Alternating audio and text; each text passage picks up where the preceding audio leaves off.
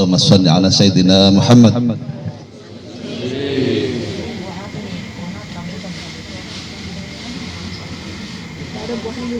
Bismillahirrahmanirrahim.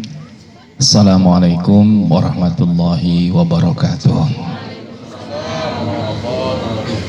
Alhamdulillah hamdan katsiran thayyiban mubarakan fi, asyhadu an la ilaha illallah wa asyhadu anna Muhammadar Rasulullah. Allahumma shalli ala sayyidina Muhammad wa ala alihi wa sahbihi ajmain, amma ba'du. Yang kami hormati Bapak Ustadz Abdul Hamid SAG sebagai Kepala Madrasah Ibtidaiyah Negeri Kota Balikpapan, serta Bapak Ibu Guru dan keluarga besar MIN, yang insya Allah semuanya dijadikan Allah calon penghuni surganya Allah Subhanahu Wa Taala. Yang berbahagia Ibu Nihayatun Nikmah beserta suami dan keluarga yang sudah menjadi tempat silaturahim ini dan menyediakan segala sesuatunya. Ada pisang, arem-arem, ini semuanya menjadi berkah dari Allah Subhanahu Wa Taala. Rezekinya nanti diluaskan Allah. Walaupun habis kita makan ini naik gunung ke atas tuh hilang lagi sudah energinya. Bisa balik lagi ke sini kan, karena alhamdulillah tempatnya subhanallah masih asri ya, masih indah sekali. Bapak Ibu sekalian yang berbahagia, alhamdulillah Madrasah Ibtidaiyah Negeri Balikpapan masih melaksanakan silaturahim majelis taklim ini. Ini insya Allah orang yang silaturahim itu diaminkan ya, orang yang silaturahim itu dipanjangkan umurnya. Yang kedua diluaskan rezekinya. Yang ketiga dihindarkan bencana dan musibah. Dan yang keempat kalau meninggal diberi Allah husnul khotimah. Amin. Nah yang kelima baru dapat terang bulan apa segala macamnya. Alhamdulillah ya. Terima kasih Bu Nihayah dan keluarga semua. Bapak Ibu sekalian yang berbahagia, tadi ayat yang dibaca oleh Ibu ya, Asmaul Husna itu surah Al-Isra ya, ayat 1. Berarti saya disuruh bicara masalah sedikit tentang Isra dan Mi'raj. Nanti dikait dengan nyambut Ramadan ini. Bapak-Ibu sekalian, salah satu hikmah Isra Mi'raj itu adalah mengokohkan keyakinan. Bukan hanya mengokohkan keimanan, tapi keyakinan. Di dalam Al-Quran itu banyak peristiwa yang tidak masuk akal, tapi masuknya hanya dalam keyakinan iman saja. Ya, misalnya contohnya surah Al-Kahfi. Al-Kahfi itu kan artinya goa. Bahasa Arabnya goa itu Al-Kahfu. Kenapa disebut surah Al-Kahfi? Karena di dalamnya ada 7 penghuni gua yang tidur selama berapa tahun Bapak Ibu? 309 tahun. Tidak mati dia, tidur saja. Coba bayangkan. Kalau menurut ilmu pengetahuan alam, biologi, anatomi, kedokteran, ya orang tidak makan itu 3 hari aja ya bisa mati. Tapi Ashabul Kahfi ini 309 tahun tak mati di dalam goa. Siapa yang ngasih makan dia? Allah. Siapa yang ngasih minum dia? Allah. Siapa yang jaga dia? Allah. Siapa yang kalau pagi hari dibalikkan badannya ke kiri, sore dibalikkan ke kanan supaya badannya tidak rusak, tidak lecet-lecet? Ya Allah. Ini tidak masuk akal. Tapi kalau Allah mau semuanya bisa. Ini yang disebut dengan keyakinan. Kalau menurut ilmu pengetahuan, wanita itu tidak bisa hamil kalau tidak ada suaminya, kan begitu. Artinya sel ovum itu tidak bisa jadi embrio, zigot, dan bayi kalau tidak dibuahi oleh spermatozoa. Tapi kalau kita lihat dalam Quran, Maryam itu bisa saja. Nabi Isa itu ibunya Maryam, bapaknya siapa? Ada bapaknya Nabi Isa? Kan tidak ada. Masa ada yang jawab Mariono ya? Ada, jadi itu keimanan. Ya termasuk Nabi Muhammad itu pergi dari Masjidil Haram ke Masjidil Aqsa 1300 km, 2 jam naik pesawat, terus naik ke Sidratul Muntaha, menerobos atmosfer, ionosfer, troposfer, termosfer, dan pir-pir yang lainnya itu. Ya tidak bisa kalau menurut akal, tapi kalau Allah mau semuanya bisa. Karena itu Bapak Ibu sekalian, mari kita tingkatkan keyakinan kita kepada Allah. Bukan hanya sekedar percaya, tapi yakin. Bukan hanya sekedar beriman, tapi yakin. Karena masyarakat kita ini kalau tidak yakin sama Allah, dia menjadi masyarakat yang goyang. Jualan, tidak yakin sama Allah yang ngasih rezeki, akhirnya pakai penglaris, ya kan? Penglaris minta ke Ratu Pantai Kelandasan. Kalau di Jawa kan Pantai Selatan, kalau di sini Pantai Kelandasan. Nah ini Bapak Ibu sekalian yang berbahagia, efek dari tidak yakin sama Allah, ya kan? Kemudian ibu-ibu, biasanya ibu-ibu itu kan takut tua, ya kan? Takut keriput, takut apalah gitu. Akhirnya dia pakai susuk kantil Ratu Pantai Landasan. Ya kan, walaupun dunia kita masih sudah modern seperti ini, klinik itu masih jalan banyak. Ya, kenapa? Karena dia tidak yakin sama Allah. Orang kalau tidak yakin sama Allah juga hatinya banyak penyakitnya. Dia jualan sembako, jualan sayur, terus tiba-tiba depan rumahnya jualan sembako juga. Sebelah rumahnya lagi jualan sembako. Kalau dia tidak yakin sama Allah, dia marah itu. Marah, terus apalagi tetangganya yang jualan itu lebih laris, dia akan sakit hati. Kemudian dia akan berkata dengan fitnah-fitnahnya. Padahal rezeki itu siapa yang ngatur? Allah kan? Malah bagus kan, dia jualan sayur, depannya jualan sayur, tetangganya jualan sayur, lama-lama bloknya itu jadi blok sayur, blok jualan sayur gitu. Kalau orang yang hatinya yakin sama Allah, dia tidak takut hilang rezekinya, ya. Mau ditempatkan di mana juga dia tidak takut. Karena apa? Karena itu hasil dari keputusan Allah yang terbaik. Ini kita harus yakin Bapak Ibu sekalian. Saya punya teman itu punya anak perempuan 2, dan dia kepingin punya anak laki, Pak Hamid. Doa sampai anak tetangganya yang laki-laki digendongin supaya nular. Begitu lahir, anaknya yang ketiga apa? Perempuan. Terus saya bilang nanti yang keempat laki, insya Allah. Hamil lagi perempuan lagi. Kalau dia yakin sama Allah, itu adalah pemberian yang terbaik. Alhamdulillah. Saya punya keluarga, punya anak laki 2. Dia pengen anak perempuan. Anak saya masih kecil, perempuan, digendong-gendongnya. Begitu melahirkan istrinya, kembar laki, jadi 4 laki-laki. Jadi ternyata Allah memberikan yang terbaik. Nah kalau kita yakin sama Allah, kita bahagia hidup ini. Panas, alhamdulillah. Hujan, alhamdulillah, ya kan? Ada rezeki banyak, alhamdulillah. Cair sertifikasi, alhamdulillah. Lambat cair, innalillahi wa inna ilaihi raji'un. Karena seperti itu. Jadi subhanallah. Jadi orang yang yakin sama Allah itu hidupnya tenang. Makanya Bapak Ibu sekalian, pentingnya kita silaturahim, majelis ta'lim seperti ini ya, untuk menokokkan keyakinan kita.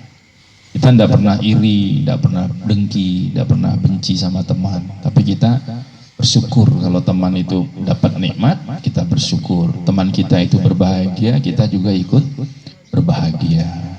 Inilah kekuatannya guru-guru min ya Pak Hamid ya. Wah, persaudaraannya saya lihat itu kuat ya.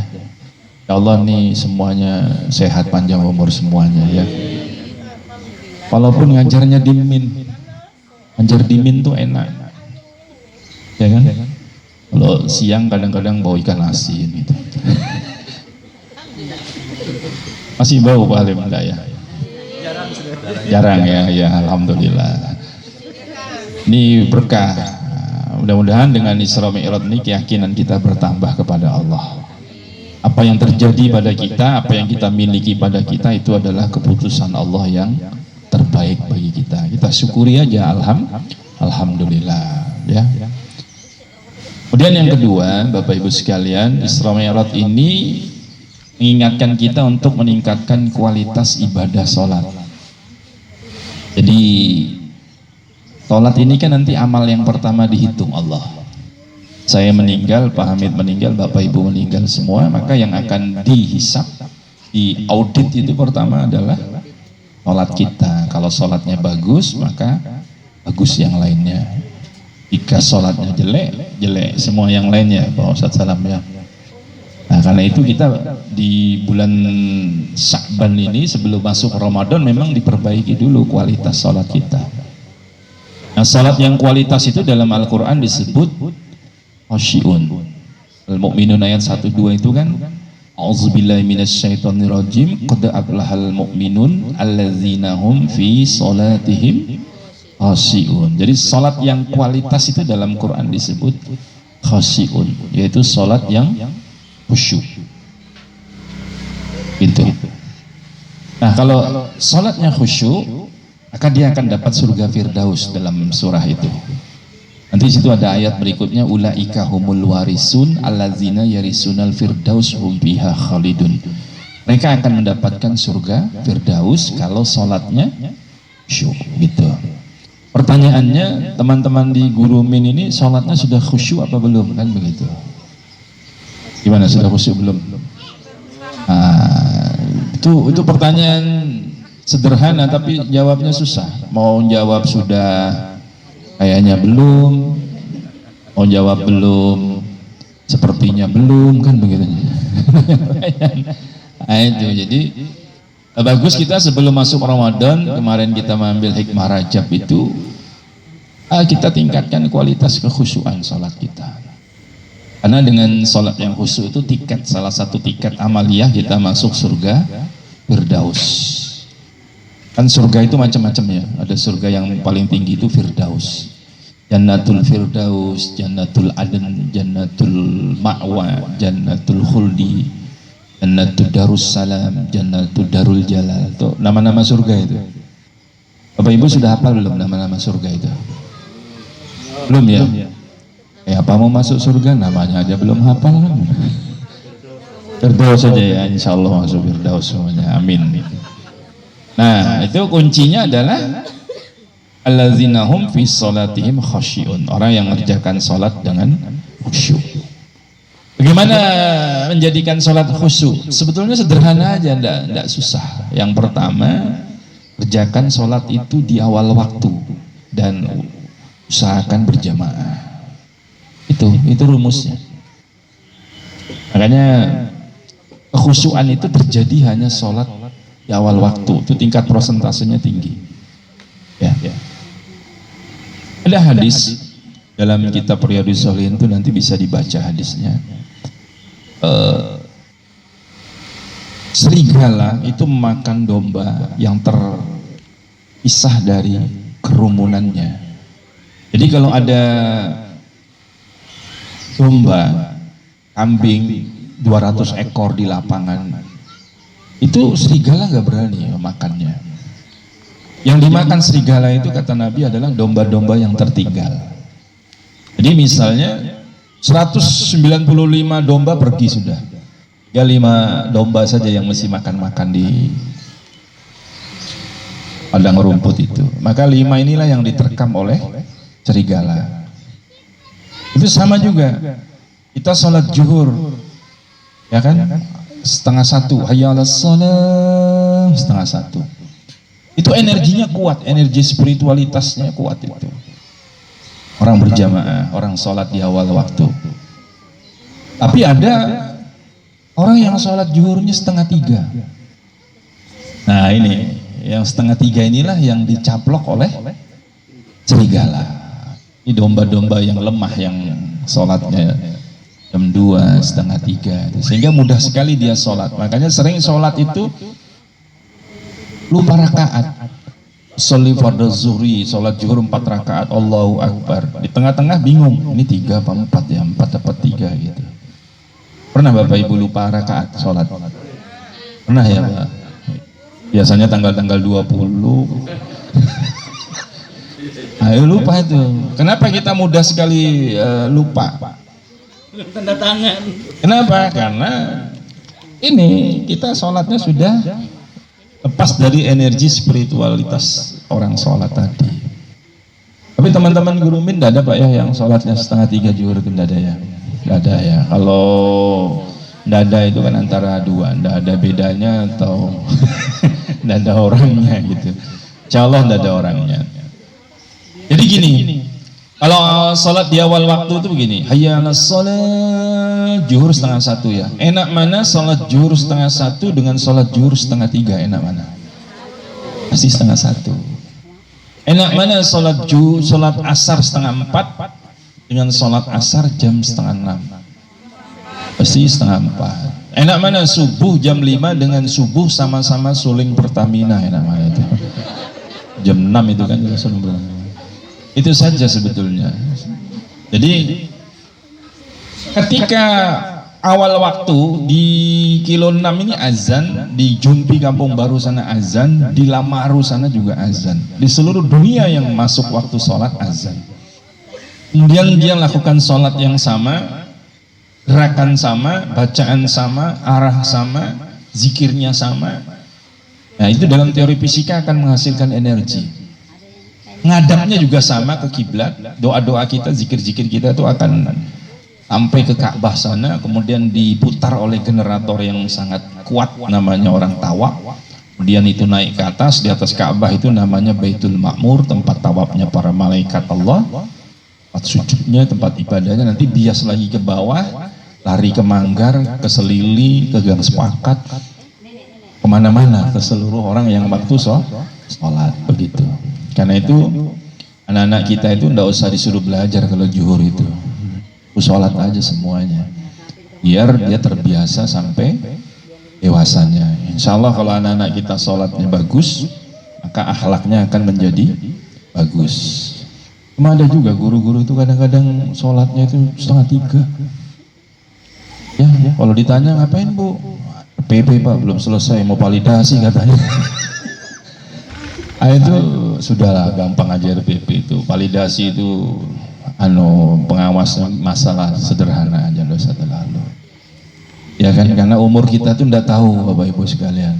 Ya, kemarin guru SMA 3 PNS Kemenak almarhum Ustadz Syafi'i MSI itu meninggal ya. Padahal hari Jumat masih ke kantor ngobrol sama saya. Ngobrol ya, sehat beliau. Begitu hari apa itu kemarin, saya di WA, beliau meninggal dunia. Paginya ketemu istrinya, sehat-sehat aja. Begitu jam 1 kurang lebih ya, beliau sudah meninggal dunia. Coba bayangkan. Ada jaminan Bapak Ibu ini bisa umur panjang ya. Apalagi yang umurnya sudah 50 ke atas itu, yang sudah asam urat, tekanan darah tinggi, diabetes, itu harus betul-betul sholatnya bagus itu. Kolesterol ya.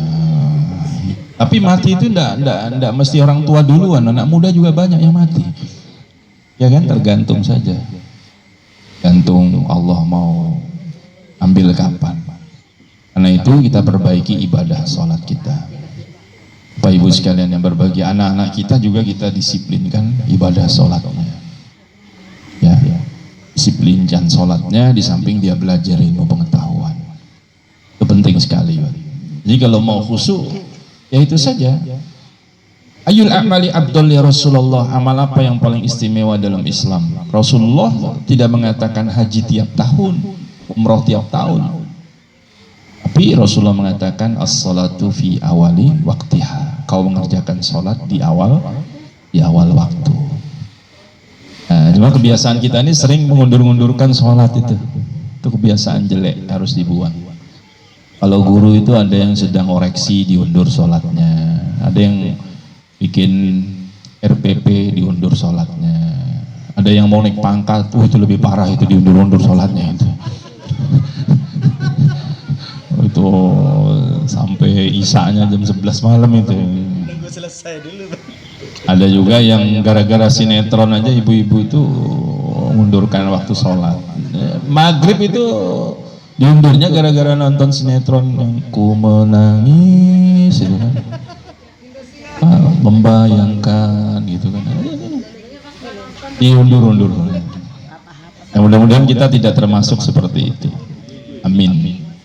Bapak Ibu sekalian yang berbahagia, kemudian yang kedua untuk khusyuk itu sederhana aja, coba dipahami bacaan sholat anak-anak kita, dikasih paham anak-anak kita bacaan sholat dan kita memahaminya, karena dengan memahami bacaan sholat itu akan menambah tingkat kualitas kekhusyuan kita.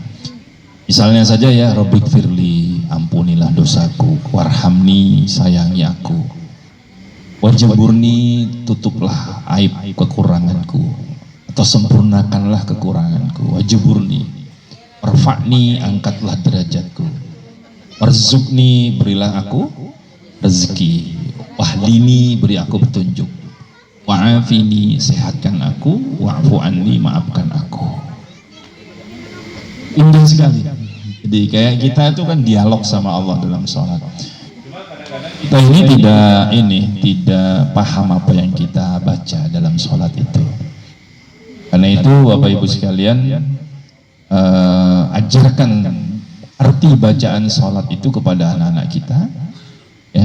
Kemudian kita juga memahaminya. Insya Allah kita lebih khusyuk. Di sini ada orang Bugis sama Banjar. Ada ya Pak Ustadz Salamnya orang Bugis kan? Suka nonton wayang? Enggak suka, karena enggak ngerti artinya kan. Coba orang Solo, orang Klaten, orang Jogja itu dia suka wayang. Saya dulu masih kuliah di Malang itu sering ke desa-desa gitu. Itu pertunjukan yang paling digemari adalah wayang. Tanya mau Ustadz Suratno ini. Jadi dia bawa tikar, bawa termos, bawa jagung, bawa kacang. Cuma nonton apa? Wayang dari habis Isya sampai menjelang subuh. Asik dia. Kenapa? Karena dia paham artinya, dia menikmati artinya gitu. Kenapa orang Jawa senang wayang? Karena dia paham. Kenapa orang Bugis, Banjar, Manado tidak suka wayang? Karena dia tidak paham. Seandainya dia paham artinya, dia juga senang. Kenapa ibu-ibu anak muda senang nonton sinetron drakor? Drakor itu drama Korea, karena ada teksnya. Coba ada teksnya, cuma show gitu aja kan. Pasti tidak nyaman. Karena itu marilah kita, orang Jawa nonton wayang itulah yang disebut dengan khusyuk. Ya asik gitu. Ya, asik, menyenangkan, nikmat. Nah, mohon maaf, orang Banjar, orang Bugis nonton wayang atau suku yang lain nonton wayang itu tidak asik. Kenapa? Karena dia tidak memahami. Ya, bukan berarti orang luar Jawa tidak suka wayang, karena dia tidak paham saja. Seandainya dia paham, dia juga tenang. Sebaliknya juga, wayang Banjar, ada wayang Banjar kan? Madihin apa segala macam. Orang Jawa mungkin tidak terlalu senang, orang suku yang lain karena kurang paham. Nah, memahami makna bacaan sholat ini adalah salah satu metodologi untuk kita bisa meningkatkan kekhusyuan. Ya. Saya pernah survei di jemaah saya di majelis taklim tuh. Saya kasih angkat gitu. Apa artinya? Wajaburni, pilih. Allah berilah aku rezeki. B, beri aku petunjuk. C, maafkan aku. D, pilih apa namanya, angkat derajatku. Itu 90 itu salah menjawab. Jadi 90% dia menyatakan menjawab salah. Artinya tingkat pemahaman umat Islam tentang ibadah sholat itu memang perlu ditingkatkan gitu. Sudah bagus, cuma perlu ditingkatkan supaya ibadah sholatnya bagus. Nah, memasuki Ramadan ini Bapak Ibu sekalian harus sholatnya bagus, karena Ramadan ini bukan ibadah mandiri dia, nanti ada tarawih, ya kan? Kemudian ada witir, ada amalia-amalia yang lainnya gitu. Nah, kita ini kadang-kadang Ramadan ini ada yang puasa tapi tidak sholat. Ada enggak orang Islam puasa tidak sholat? Ya puasa dia, tapi dia tidak sholat. Makanya Allah mengatur itu, Nabi mengatur ada Rajab dulu, Sa'ban, baru Ramadan. Sholatnya dulu diperbaiki di Rajab, kemudian nanti baru memasuki puasa gitu. Karena itu Bapak Ibu sekalian yang berbahagia, memperbaiki ibadah sholat ini adalah suatu amaliyah yang harus kita lakukan, ya. Penting itu untuk kita amalkan. Sehingga sholat tarawih kita juga nanti kualitas gitu. Mau 23 boleh, mau 11 tidak ada masalah. Yang penting kualitas. Kita menikmati ibadah itu. Dan ini bersyukur Bapak Ibu, mudah-mudahan teman-teman guru min ini semuanya panjang umur ya, bisa bertemu bulan Ramadan. Karena masa Covid ini banyak saudara-saudara kita yang pulang duluan gitu, banyak tetangga kita, teman-teman kita banyak yang pulang duluan. Kita alhamdulillah sampai Covid-nya berganti nama berapa kali ini. Ini kan yang ada sekarang Omikron katanya Pak Ustadz Samad itu, nanti Abikronnya belum turun kan. Nah ini mudah-mudahan tidak sampai kita saat ini, alhamdulillah mudah-mudahan sehat walafiat semuanya. Terakhir, mari kita bimbing anak-anak kita untuk puasa Ramadan. Karena ada anak umur 7 tahun bisa puasa 1 bulan penuh, betul ya? Mungkin anak bapak, anak ibu semua 7 tahun puasa 1 bulan. Ada anak umur 47 tahun tidak bisa puasa. Itu sebetulnya bukan apa-apa, itu hanya dia tidak terbiasa. Karena itu betul-betul dicek anak-anak kita di puasa Ramadan ini. Puasanya ya. Saya nangis tuh melihat anak-anak pakai baju putih, celananya biru dongker, berarti anak-anak SMP atau MTS kan. Itu kumpul-kumpul sampai 12-15 orang di pojok tanah, saya tidak sebut daerahnya. Itu bulan puasa minum es, makan kue. Saya tanya, kamu nggak puasa? Enggak Pak. Kenapa enggak puasa? Enggak kuat Pak. Jawabannya gitu. Dan itu banyak terjadi.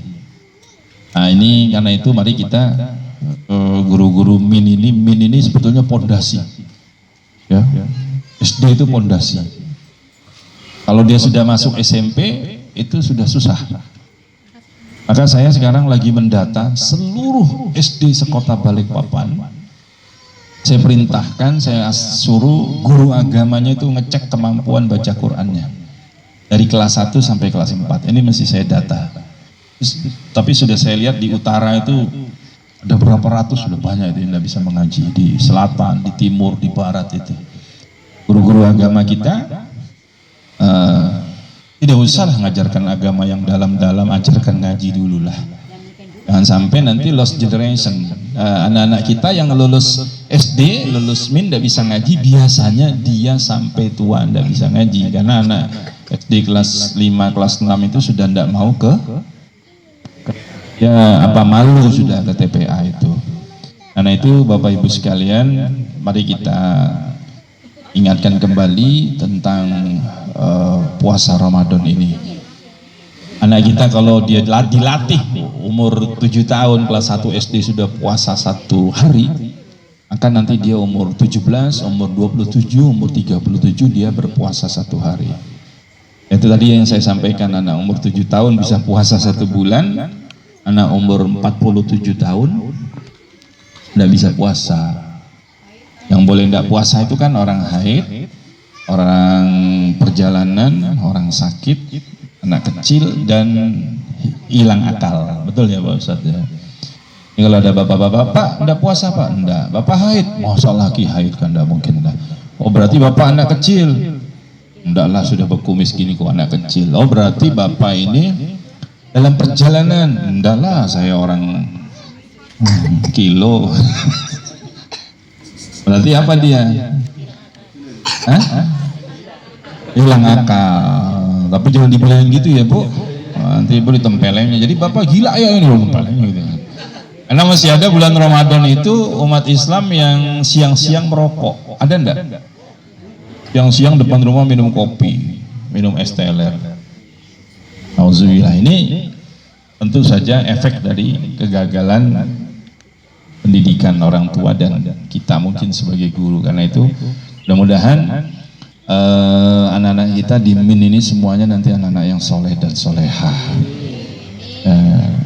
Fokus kepada pembentukan karakter ya, tidak usah terlalu fokus pada apa namanya ingin jadi juara ini, ingin jadi juara itu.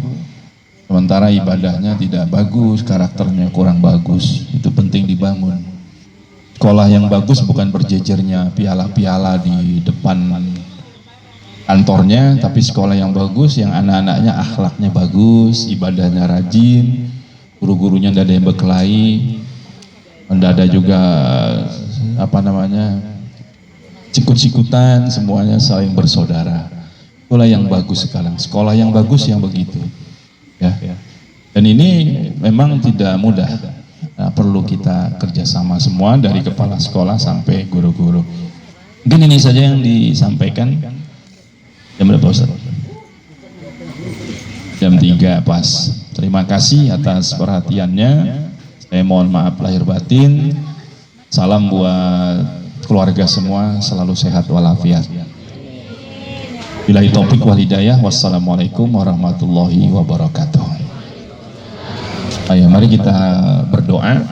Semoga Bapak Ibu dan keluarga semua diberkahi di bulan Rajab dan Sya'ban ini dan dipanjangkan umur sampai bulan Ramadan.